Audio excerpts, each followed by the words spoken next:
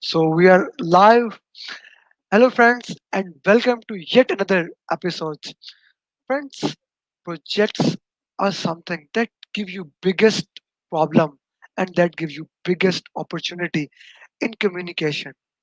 The single biggest problem in communication is the illusion that it has taken place. Communication is always two sides, and we often miss this concept. That's why the P in project management is as much about people management as it is about project management. Understanding this thing, Project Management Institute has introduced their PMP, the gold standard of project management certification. And obtaining that certification really puts a mark on your resume that you are someone who is active in the project management field. You are someone who deserves a raise. You are someone who can prove that he is good in the practices of project management. So, being said that achieving PMP is a dream of millions of students. Already, we have more than 1 million certified PMP, and in upcoming years, we are going to have more than that. The graph of PMP is rising, and this means we have more project managers than ever that can understand the same language and that can work in the same way. But getting PMP certification is really hard. It is said that more than 90% people fail in their first attempt. So for today, we have a guest who is professional in talents how you can gain this PMP certification. His how to become PMP in 10 easy steps is an extremely effective thing, and he has made a mind map on his website how you can basically make that things a reality. So today our guest is Markus Kopko. He's dedicated to the art of project management, which is visible from his mind mapping technique. He's a master trainer of project management, and let's heard from him what is PMP and what is his journey and how we can learn and implement all those things in our PMP journey. So, Marcus, welcome to the webisode and thank you for giving us your busy time. Hello, welcome all, and thank you for having me at your podcast. It's a pleasure for me. Okay, Marcus, we are going to start it with please share your journey, how you have become a project management trainer and what you have done before this. Well, yeah, of course. In fact, I'm still full-time project manager in the IT business, IT domain, for more than 20 years now already. And I did my PMP back in 2015, August 2015. Okay. Um, I take a long time to prepare for it, to be honest, longer than I guess most of the aspirants today do. And um, well, after becoming a PMP or while becoming a PMP and preparing for it, I have become enthusiastic promoter for the Project Management Institute and for the PMP certification, because I'm really convinced of their view on the project management economy. Let's say it this way. Okay. Um, and yeah, I started not only to be a PMP and perform as a PMP, but also help others to achieve their PMP certification, help them in their preparation journey, and this in the end comes to the PMP Trainership. I'm a PMP trainer, officially accredited by PMI within the new ATP program. So I will do PMP trainings in addition to my regular project management job in future. Okay, let's just focus on authorized training partner program. You did it, I think, within this month, right? Um, we have in end of August. Yeah. End of August.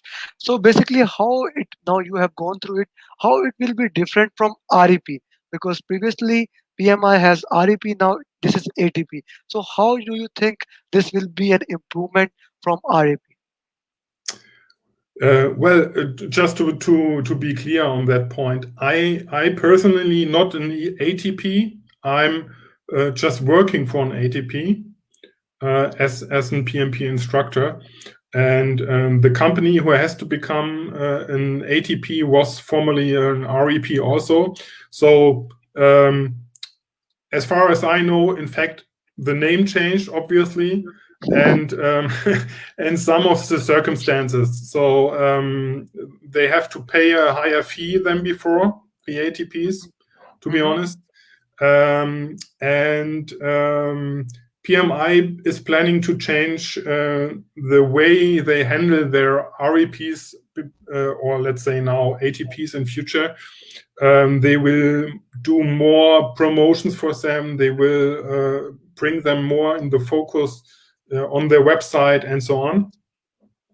And I think the biggest change in that particular field is that in future the PMI is providing centralized the course material for the PMP, and only ATPs are allowed to use that material.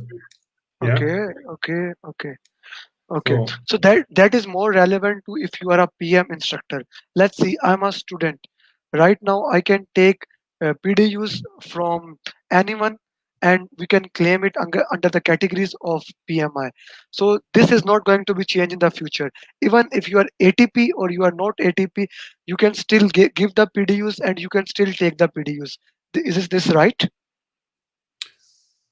that's correct. That's correct. Uh, It's not a matter of PDUs. So Okay, in fact, every training provider in future who is not an ATP still can deliver PMP training, but it will not be the official PMI accredited training, right? okay, okay, So I guess people in future will more um, choose really ATPs, official ATPs, than other training providers because of that fact. okay, okay. But the way I'm also trying to get ATP, but the way I see, when you become an ATP, you have to, I think, pay $39 per participant to PMI. Don't you think this will increase the cost of certification? For example, if now I am taking, let's say, $350 from my students, then I have to pay $39 to PMI. So minimum we can add it like $400 a student have to pay. So for students, the cost of PMP training will increase, right? I do that do assume that also. Yeah, I guess that will unfortunately that will be the reality in future. Yeah, it will become more expensive. Yeah. Okay. Now I would like to focus on one important thing. Your 10-step formula, I would say, how to become a PMP. If you can put some light on that. Well, I crafted that 10-step guidance as an, let's say, as an essence of my experience, what I have experienced in my own preparation journey, but also I got a lot of feedback of other aspirants, and those 10 steps are the essence, the essentially steps to take in your preparation journey. My recommendation, how it should be performed, the preparation process, to be successful and to get most success, and to achieve your PMP certification in your first try. You Okay. mentioned it in the introduction. There is a high failing rate in the first try. I'm not sure if it is really about 90%, bit too high for my information, but there is no official information about that by No. PMI. So, Okay. but there is a high failing rate. That is a fact, and Okay. it is because most of the aspirants do not prepare properly, do not inform themselves properly in upfront, yeah, and though they do not have the necessary information, and that's the main reason why often first try is failing. So I try to give people with this 10-step process a guideline where they can go along and don't miss any relevant information they need to have. Okay.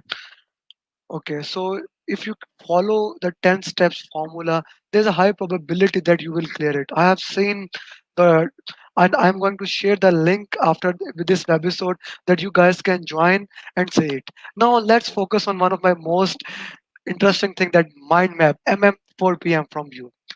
Mind mapping. Yeah, yeah. Yeah, thank you for the opportunity. So this is one of my younger projects.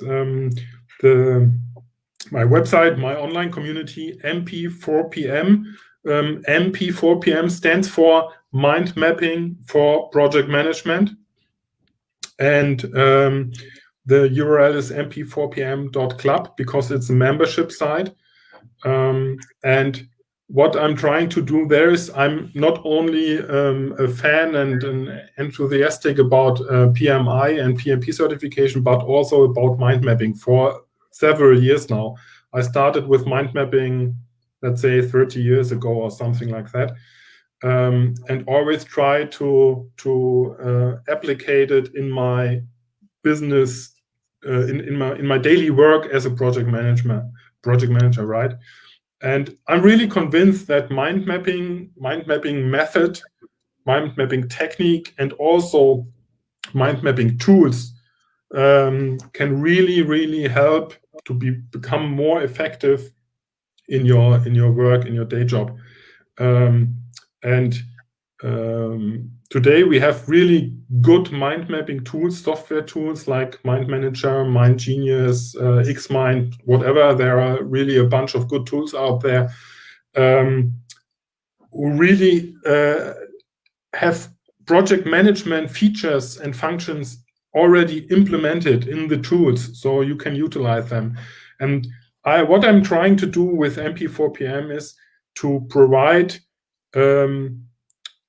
already created templates and maps for all of the PMBOK guide processes, all the 49 Okay. processes out of the PMBOK guide, because I think you can really, for any single of that processes, you can utilize mind mapping methods and techniques and also templates, right? Okay. And the main, let's say the main benefit or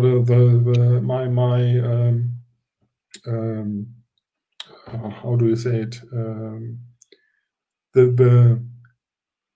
What makes it different from other similar offers, let's say it that way, is that I did the research before I created MP4PM and tried to find really templates for, let's say, project charter, project management plan, schedule management plan, and so on. You know that things, all that deliverables you will create along the 49 processes. I try to find templates who are really designed along the PMBOK guide, right?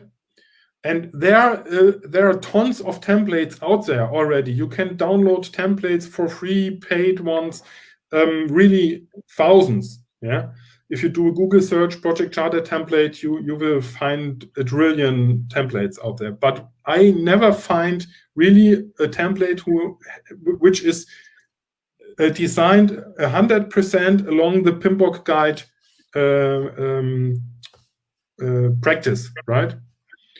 So, and that is what I'm trying to do, and I think you can download the project charter package for free, by the way.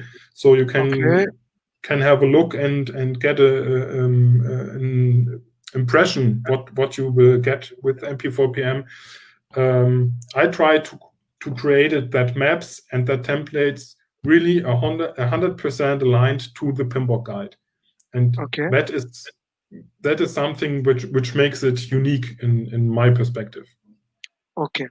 Okay. One important thing that, and I have seen it that you are extremely active for that thing. What to do about scammers?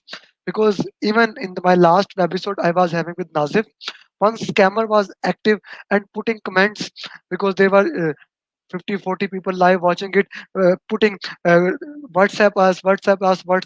I have to go to Facebook and I have to block her so that we can, my people don't see that thing. So how, what do you think, how to avoid from scammers, because they are really giving a very big offers and very big claims. Okay, yeah, that's really something. Yeah, I'm just speechless about that people, because it's they are trying to trick others and betray them for their money. What only thing I can say about is you there is no shortcut, right? There is There is no no shortcut. shortcut. So if you try to trick PMI and to betray them, and you will get they will get you, or they will recognize that, yeah, you will be banned for lifetime, and you in fact you will destroy your professional life, right? You will never get a PMI certification. And I only thing I can do, I can say, is just avoid such people. Don't believe them. Don't contact them via WhatsApp. They will really talk you in, and in that moment you have contact them and they have your contact data. They are able to how can we say this? They are able to erpressen. What is erpressen? My English is not the best. I Just a understand. moment. I understand. So for Um, all of this watching, uh, Marcus is live with us from Germany. So he has given us this privileged time to give an insight about project management. And we are hoping to have 2 3 episodes with Marcus so that we can get a detailed about PMP, because PMP exam is changing in December, and Marcus is also as instructor of authorized training provider. This means he can also give a insight about PMP exam and how to prepare for that exam. So yes.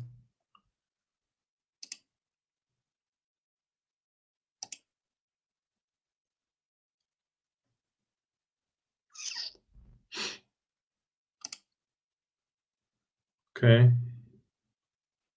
okay, I think we are live again. Okay. Marcus, can Great. can you hear me Yeah. now? Okay. Now you're back again. Yeah.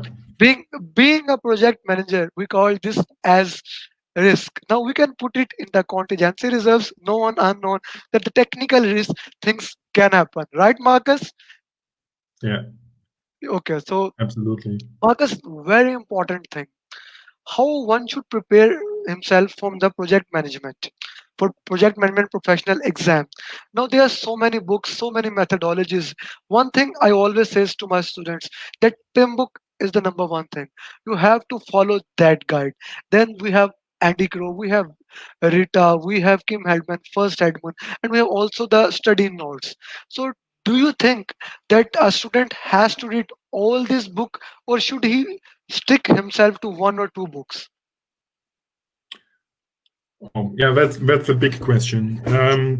So first thing is, what many people don't know or misunderstood is that the PMP exam is not based on the PMBOK guide, right? The PMP exam and what will be asked in the PMP exam is based on the PMP content outline. That's a really Yes. important fact, and people, all aspirants, really should know about the PMP content outline and the content. or the stuff in the content outline. So that's first. But of course, you're totally right. The Pinboard guide is still the main source for PMP preparation, for the preparation to the PMP exam, and it will be in future also. But the Pinboard guide alone will mostly not help. So you need at least, that's my personal opinion, my experience also, you will need at least one, maybe better two good preparation, so-called preparation books. The popular one are Rita's, everybody knows Rita's book, or Joseph Phillips had a good book from my perspective. So what I really recommend all my students and aspirants is you need the Pinboard guide and you need at least one, better two of that preparation books. Yeah. Why two? Because every preparation book, every author has its own approach, let's say. And if you use two preparation books, you get two views, two perspectives on the knowledge stuff. So that can help in some facts. That is what I recommend. And what I also recommend is to have a good training, a good course, of course. Yeah. That's again my personal opinion. I'm not a big fan of the boot camp approach. Yeah. I personally prefer and always recommend an online course. Today, a pre-recorded online course, but because you can learn at your own pace, right? And you can watch back and so on. The disadvantage, maybe you have no live trainer, you can ask questions, but yeah, that is something everyone should decide for themselves. But in fact, you need a good training. And what I always also recommend is for practicing later on, if you work through the knowledge, yeah, for later on, for practicing, utilize a good exam simulator.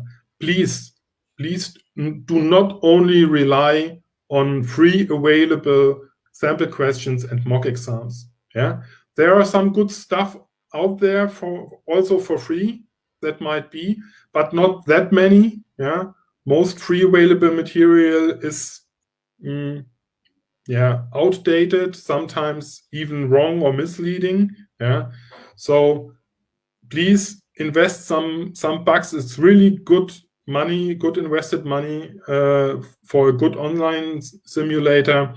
The biggest advantage of such online simulator, beside that they are actual and most close to the real exam, is that you are able to analyze your results and to figure out where are my weak spots. Yeah, where did I wrong? Where did I write also, and why did I write or wrong? Because you have explanations for the right answers and also for the wrong answers, and that way you can really laser focus on your weak spots and refocus on them and relearn. And that's today, this is from my perspective a mandatory tool for PMP preparation, right? Yes. So I agree with that. that are the must-haves from my perspective: Pinboard guide, a good preparation book, a good training, and an exam simulator. On the other hand, don't read too much books, because that is something you will become maybe overwhelmed and overloaded by information. Yeah, find a good book which you like. Maybe Head First, for example, is also a great book. And if somebody is more visual type of learner, then I would recommend Head First, because they are very visual in their approach. But today you are able to have a preview in most of the books via Amazon, for example. So find out which approach they have and watch what of which of the books is suits your learning preferences, and then choose one or two of them, right? Oh, I sorry, I can't hear you. Uh, I really Ah, like the way you use the approach. Like everyone learns at their own pace. This is the first important thing. You cannot copy paste the roadmap of other students. Many students just go there and copy the roadmap of other people. I cannot copy Marcus' roadmap, and Marcus cannot copy my roadmap. Maybe correct. Marcus is a visual reader, and I am an auditory reader. Maybe I can get an audio book and I can learn better. So everyone need to know what is their learning pace. And then I really like the thing that always go for exam preparation course, maybe in the terms of simulator or something like that. There is PM Aspire, PM Study Circle, so many good things that you need to do in order to get into the PMP exam. Now, very important question, Marcus. How many questions a person should attempt before going to PMP exam? Because most simulators have 600 questions, 800, and some people are also going to do 2000 questions. So, what do you think? What should be the number? How many questions a person should attempt before going into PMP exam? Oh, that question is difficult to answer because there is no general rule. You can say you have to do at least whatever 2,000 questions, 4,000 questions, whatever. Some people say do as much mock exams and sample questions as you can. So, okay, that can be an approach. Why not? Yeah, somebody has more time than others. I would say do as much mock exams as you need to become confident to be exam ready, right? So that is another thing where an exam simulator really can help you, because you can, like I said, you can analyze your results and you always see how much percentage of let's say a fully loaded 200 question mock exam, how much do you have right and wrong. And PMI again does not publish the passing rate, because there is no general passing rate. That's another fact most people don't know. Yeah, every exam is rated individually based on a so-called psychometric assessment approach. So what we can say is, if you can achieve, let's say 75% plus correct answers in every new mock exam you do, then there is really a good chance that you are ready to go for the exam. So that would be my recommendation. Do as much mock exams as you can achieve this mark, 35 plus percent, in regular, and then you might be really ready for the exam. And I'm sure you will feel if you are ready or not. Okay, And okay. yeah, One more thing for all the viewers, I'm going to tell that if you are PMI member, you also can have access to free PMP 200 questions. It is also yes, a simulator, and it also gives you a good idea where do you stand and how you can move forward. And he gave a very good number. If you are getting 75%, above 75% marks in new questions, that is a very critical thing. Not the same questions, like for example, if I'm doing Rita simulator or PM Aspire simulator, and I'm doing that simulator same question third time, I should be getting 100% question. These are MCQs, and my mind remember them. Same like mind map, my mind remember that thing, that which are the questions. So do question in order to test yourself, do new question and see if you get 75, 80 plus 80%, then go for the exam. And also a very good thing that Marcus said is there is no passing rate. Some people says that if you get 60% passing, no. PMP exam has 5 domains: initiation, planning, execution, monitoring, control, and closing. You need to clear all those domains. That was just Marcus us giving an idea. Now, Marcus, you are an agile professional, I would say, and you're also a certified Scrum professional, right? correct. So, how much agile is important in the current domain. I'm not talking about after January, I'm talking about now. How much agile is important for non IT professionals, especially working in projects? Um, Sorry, I just didn't get that. You're asking for the exam now or for the For real both, life practice? for both, for exam as well as for both, for real life. Okay, okay. So, well, for the exam, for the current exam, you need just to have, I would say, general HR knowledge, yeah, basic HR knowledge, like it is mentioned in the PMBOK guide. So, and really in the PMBOK guide, yeah. Um, when PMI released the sixth edition of the PMBOK guide, they released it in addition with the HR practitioner guide. But you don't need to study the HR practitioner guide to be successful in the PMP exam. That is important. Right? That is very important. What you need is to study and to be confirmed with the PMBOK guide, and there are also HR aspects mentioned in the PMBOK guide on a very generic, basic approach. But this is totally enough to be successful in the current PMP exam. It will be another thing after 2nd of January, right?